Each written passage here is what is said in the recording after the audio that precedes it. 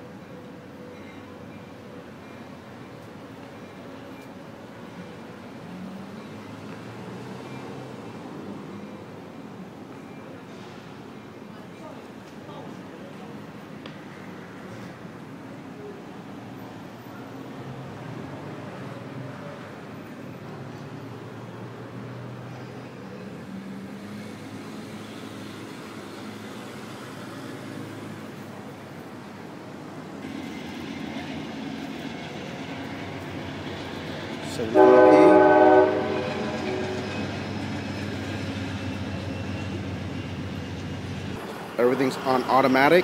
I set 720p on the Incredible, spot metering and auto white balance. So I'm recording at the same time.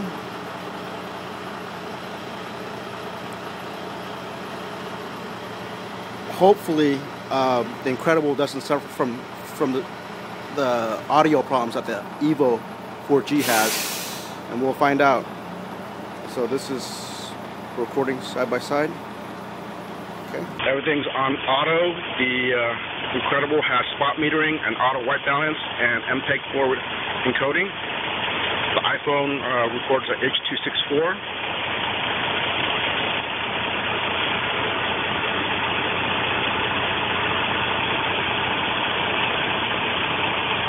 As you can see, the iPhone reacts better. The metering is better on the iPhone. The Incredible seems to suffer when there's dark contrast, and hopefully we'll check out the audio later and see how it performs. The EVO 4G had problems with audio. Hopefully the Incredible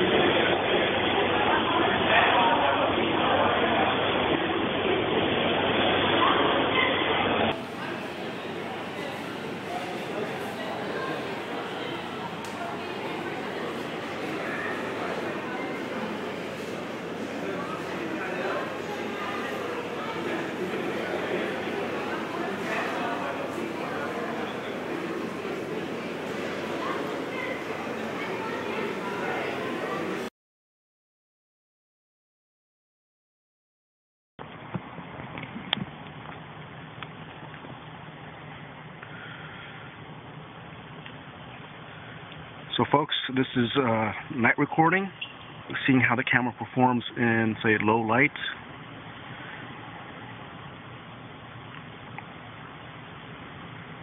Let's see how it reacts to bright lights.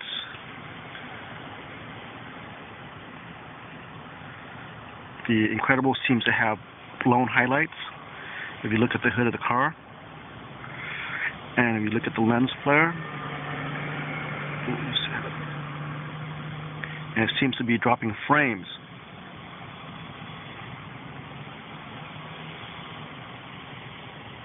As the cars pass by, you can see it drop frames.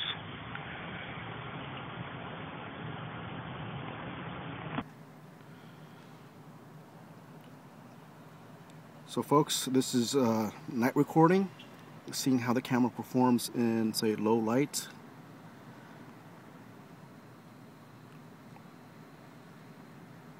Let's see how it reacts to bright lights. The Incredible seems to have blown highlights if you look at the hood of the car. And if you look at the lens flare, and it seems to be dropping frames.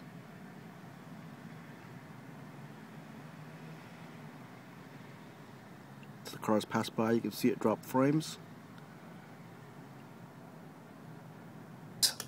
The phone records at MPEG-4 codec, unlike the Apple iPhone, which is a H.264 encoding, at a bitrate of 8,000 kilobits, and it drops.